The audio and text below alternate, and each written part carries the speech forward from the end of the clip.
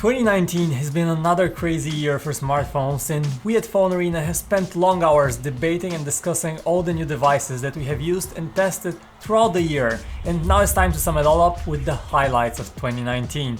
I'm your host Vic, and we kick things off with the most discussed category, the best overall phone of the year.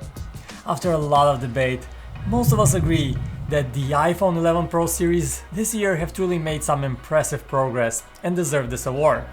The big gains in battery life, the new night mode that works automatically to improve your low light shots, the new ultra-wide camera, the industry-leading video quality, the beautiful screen, and last but not least, the app ecosystem and privacy of the iOS platform all combine to make this the best overall phone of the year. It's not the perfect phone. iOS 13 launched with a surprising amount of bugs and glitches. The Apple platform is nowhere nearly as customizable and open as Android, and the price for these iPhones is still sky high, but still. Next up, we look at the best Android phone money can buy. This one was a very tough call, but most of us agreed that the Samsung Galaxy Note 10 Plus deserves this award. The new Note brought a refined design with tiny bezels and a gorgeous screen that many would consider the prettiest in 2019. The new Samsung One UI was universally praised for its ease of use, the S Pen was a nice addition, the battery life was very good, and the camera setup is versatile and captures good-looking photos and videos in various conditions. If you don't want to pay top dollar yet still want a great smartphone, then the best value for money offer this year for us is the OnePlus 7T. Priced at just $600, the new OnePlus brings the fastest chip on the market, the Snapdragon 855 Plus, coupled with 8GB of RAM and 128GB of onboard storage. Specs, however, don't tell the whole story here. There are cheaper phones out of China with similar specs. What matters here is the way OnePlus has optimized the Android experience, so everything runs extremely quickly and smoothly, a feeling you don't quite get on other phones. You have a beautiful flat AMOLED screen with a 90Hz refresh rate that adds to the feeling of speed, and you get very decent battery life. There are two shortcomings. The biggest one is the camera quality, which is definitely good for the price, but not quite amazing, and also the lack of wireless charging. The next category is another hotly contested one. The phone with the best battery life. After testing the heck out of all phones, we can say that this award goes to the Huawei Mate 30 Pro, which beats the iPhone 11 Pro Max by a tiny bit. Unfortunately, Huawei's monster flagship phone is not available in most countries in the West, but it does get the best battery award. It also comes with the fastest wireless charging we have seen, using 27 watts to charge up its big 4500 mAh battery in just about an hour and 20 minutes. Looking away from flagships, something truly remarkable happened this year. A great budget phone with a flagship grade camera launched. And it is also the winner of our Best Affordable Phone award. That's the Google Pixel 3a. At under $400, the 3a and the 3a XL deliver super smooth performance, a clean Android interface, the latest updates on time, and the great Pixel camera experience, including support for night sight. The 3A series are made of plastic and don't quite feel as premium as other phones, plus they come with a slightly slower processor than flagship phones, but if you're after the experience and not the looks, these are truly great. We always love to see new companies enter the phone game, and the award for the best newcomer to the market this year goes to the incredible Realme X2 Pro. Realme is an offshoot of Chinese phone maker Oppo, and you may have not even heard about this brand, but it's worth checking out. At just $400, this phone brings the flagship Snapdragon 855 Plus chip, which is just insane at this price.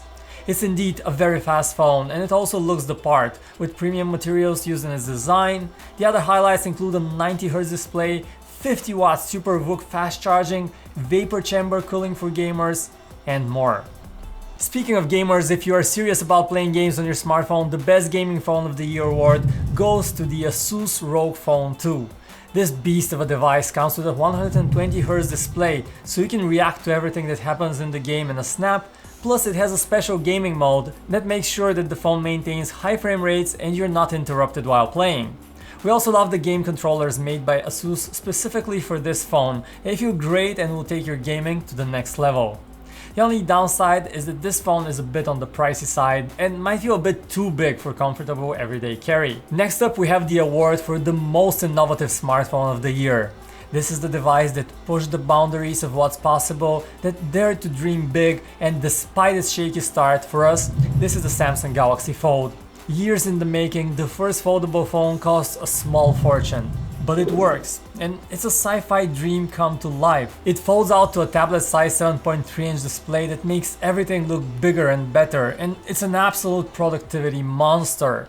And after problems with the first version, the second one that Samsung released seems to be doing okay and not break. So if you have $2,000 to burn, you might want to try it out to get a taste of a possible future.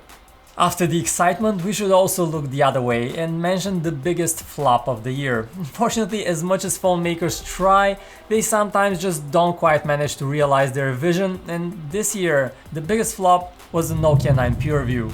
A phone that enthusiasts have been anticipating for years, the supposed promised land for camera lovers, it just turned out to be one big mess. The multi-camera setup barely worked. Image quality was not great, to put it mildly. Using the camera drained the battery like crazy, the fingerprint reader would not work properly, and as a whole, using the phone was one big frustration. And this rounds up our awards for phones, but we have a couple more for the individual features that we loved.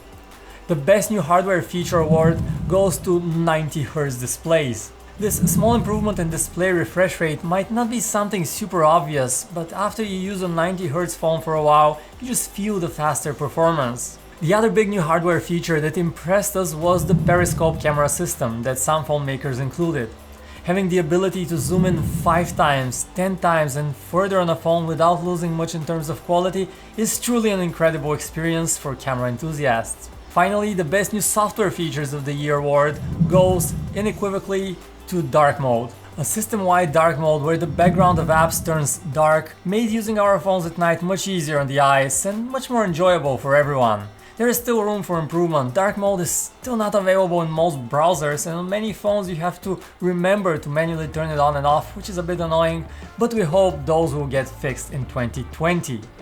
Speaking of 2020, there are lots of great new phones coming, and we couldn't be more excited about the future of technology. We hope you are too, and we hope you follow tech with us. To do that, simply subscribe to our channel, PhoneArena, and drop us a comment with your thoughts about these awards. We love your feedback, and we read most comments. My name is Vic, it was a pleasure talking to you, and I will see you around.